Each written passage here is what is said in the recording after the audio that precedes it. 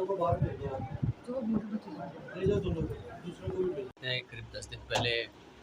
किश्तवाड़ में जो हादसा हुआ, बादल फटने से, लैंडस्लाइड होने से काफ़ी लोगों की जानें गई, तो उनकी आत्मा की शांति के लिए यहाँ पर सुबह शांति पाठ भी किया गया था और अभी हम लोगों ने मौन व्रत धारण किया। साथ में जो लोग बीमार हैं, अस्पताल में हैं, ठीक हो रहे हैं, उनके लिए भी यहाँ पर प्रार्थना किया गया कि वो जल्दी से जल्दी ठीक हो जाए और अपने घर वापस चले जाए। उसके बाद कठुआ में भी ऐसा ही हादसा हुआ, उसमें कुछ लोग की जाने गई, तो दोनों जगहों के लोगों के लिए हम लोगों ने यहाँ पर शांति पाठ सुबह भी किया था। मुझे भी सौभाग्य प्राप्त हुआ है कि बैठ के उस शांति पाठ में बात करें।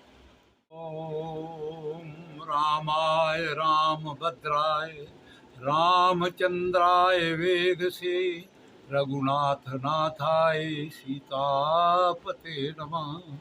नीलम वैशाम कोमलांगं सीता समारोपितवामभागं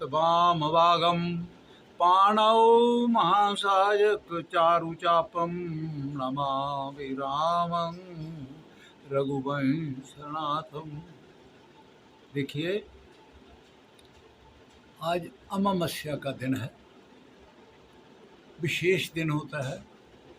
और जो भी कोई पितरों के लिए कोई कार्य किया जाए उसमें हमारे हिंदू शास्त्र में अमावस्या का विशेष महत्व होता है। आप जैसे जानते हैं, पूरे देश में बहुत सी आपदाएं हो रही हैं, लेकिन हमारे यहाँ अभी किश्तवाड़ में, उधर अपना कठुआ में और कई जगह पर इस प्रकार की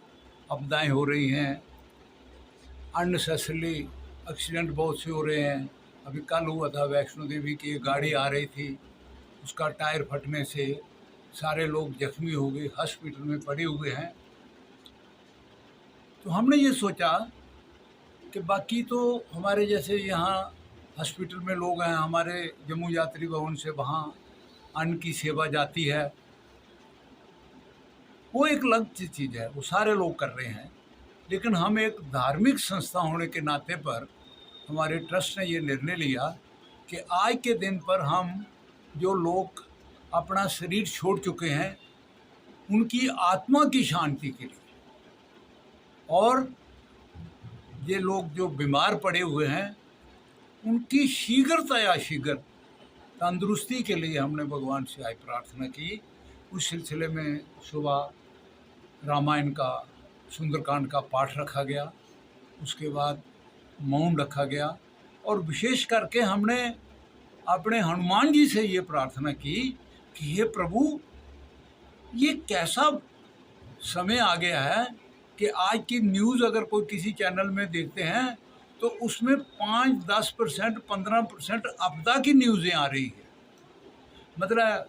दुर्घटना, बादल फटने की, लड़ाई झगड़े की, स्कूटर एक्सीडेंट की, गाड़ियों के टायर फटने की, इस किस्म की जो घटनाएं हो रही हैं उसके लिए हम हनुमान जी से प्रार्थना की। और हम जनता से भी ये प्रार्थना करना चाहते हैं, क्योंकि इसका वर्ष का राजा जो है वो सूरज है और मंत्री भी सूरज है और बड़ा उग्र ग्रह है। उसके लिए, उसकी उग्रता की शांति के लिए हम सब लोगों ने अपने घर में बैठ के, अपने देव स्थान में बैठ के, जहाँ भी हमें मुनासिब मिले, हमने कुछ समय के लिए भगवान शंकर का, भगवान हनुमान जी का या किसी भी देवी देवता का अनुष्ठान जरूर करना चाहिए। अपने गांव में, अपने मोहल्ले में, अपने शहर में, यहाँ भी हो सके किसी न किसी विशेष दिन के ऊपर हवन का, कोई गायत्री पाठ का या और भी कोई किसी किस्म का, जिसके साथ ये आपदा जो है वो कम होने की। अब बहुत से लोग कहते हैं रोड बनने हैं, जंगल का, भाई रोड भी ज़रूरी है, जंगल तो कटेंगे ही कटेंगे, लग भी रहे हैं, लेकिन ये समझने की बात है कि आगे भी जंगल कट रहे थे, कई सालों से कट रहे थे, अभी क्यों ऐसा हुआ है? क्यों ऐसा हुआ है कि इस वर्ष का राजा जो है वो सूरज है और मंत्री भी सूरज है। तो दो, वो क्रूर ग्रह है, तो उसकी जो मर्जी करती है वो कर देता है। इसलिए हमको उनको शांत करने के लिए हनुमान जी के मंदिर में, पंचमुखी हनुमान जी के मंदिर में, या पुराने से पुराना कोई शिव जी का मंदिर हो, वहाँ पर जाकर हमको इस देश की शांति के लिए ये करना पड़ता था। मैं आपको एक भली भांति बात बताऊं कि हम जहाँ थोड़े बचपन का टाइम था, तो हमारे जब कभी बारिश नहीं होती थी तो हमारे गुरुजी हमें यहाँ नगरोटा में एक शंकर का मंदिर है, शीतलियाँ वाला मंदिर उसको बोलते थे, वहाँ पर तवी से जल लेके वहाँ उसका शंकर जी का रुद्राभिषेक करते थे। और ये प्रमाण था कि जब वो जल तवी के साथ टच करता तो उसी वक्त बारिश आ जाती। तो कहने का मतलब ये है कि कुछ पाने के लिए कुछ करना पड़ता है। इसलिए मैं सब जनता से, जनार्दन से ये प्रार्थना करूँगा कि आप जिस भी धर्म को मानते हैं, मैं नहीं कहता हूँ कि आप हिंदू धर्म को, मैं कहता हूँ जिस धर्म के, सिख, ईसाई, मुस्लिम भाई जो भी सारे लोग हैं, वो अपने अपने जो इष्ट हैं उनकी तरफ भगवान से प्रार्थना करें कि हे प्रभु, जो हमारे देश के ऊपर और विशेष करके हमारी स्टेट के ऊपर, ये जो हमारा प्रांत है, इसके ऊपर जो आपदा आई है, इसको शांत करने के लिए प्रार्थना करें, तो ही जो है ये आपदा हमारी टलेगी, वरना ये आपदा और बढ़ने के चांस है। इसलिए मैं सबसे प्रार्थना करता हूँ कि आपने प्रभु के पास जाकर कुछ ना कुछ समय निकाल कर तन मन धन से, अगर आपके पास आर्थिक तौर पर हैं तो गरीबों की मदद करना शुरू कर दो, अगर आपके पास समय है तो भगवान का भजन करना शुरू कर दो, अगर आप